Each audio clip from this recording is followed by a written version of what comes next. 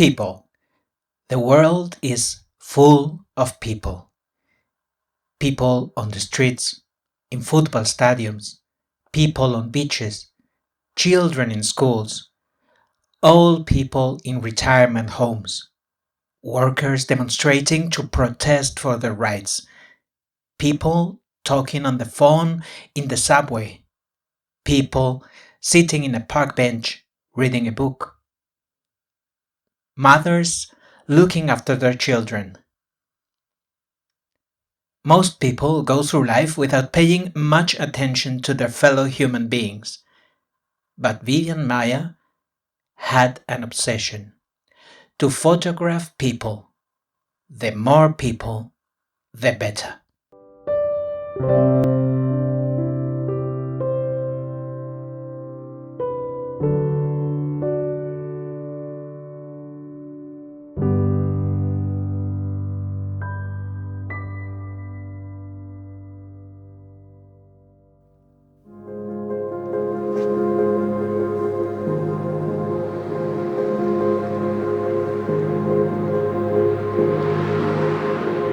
Truman Capote wrote that when God gives a person a gift, he also gives him a whip for self-flagellation.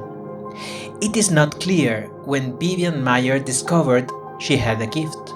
It is not even known what she thought of her obsession with photographing everyone. There are only her photos, always taken as a spectator of what was going on around her, as if the camera protected her from danger. Perhaps some of the answers lie in her childhood. Vivian Maier was born in New York, in the Bronx, in 1926. Her father was a down-and-out Austrian aristocrat. Her mother was a French maid. It seems that Karl Maier was a man of a violent character, a drinker and a gambling addict. After many comings and goings, Karl Maier left his family for good in 1930, leaving his wife and 2 children, one of them, Vivian, destitute. At the time, they were living with Jean Bertrand, a famous French sculptor and portrait painter. In 1929, the Great Depression had hit the world economy hard. To try to improve their situation, Vivian and her mother left the United States in 1932 and returned to France for a few years. There, again, they lived with the help of relatives until 1938, when they returned to the United States to escape the impending European war.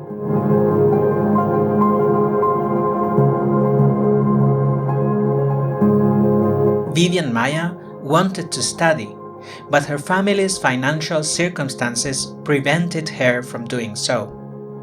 Even so, she acquired a culture thanks to their haphazard reading on a wide variety of subjects.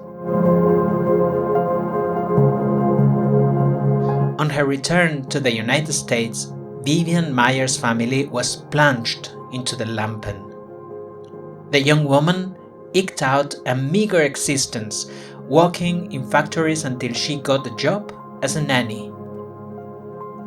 It wasn't a very well-paid job, but it left her free time to pursue her passion, to go out on the streets with her Rolleiflex twin-lens camera and take pictures of people, of old people, of fat ladies with their children, of old people, of lonely kids, occasionally even of herself, reflected in the glass of a shop window. 40 years of images. During that time, she worked for different families.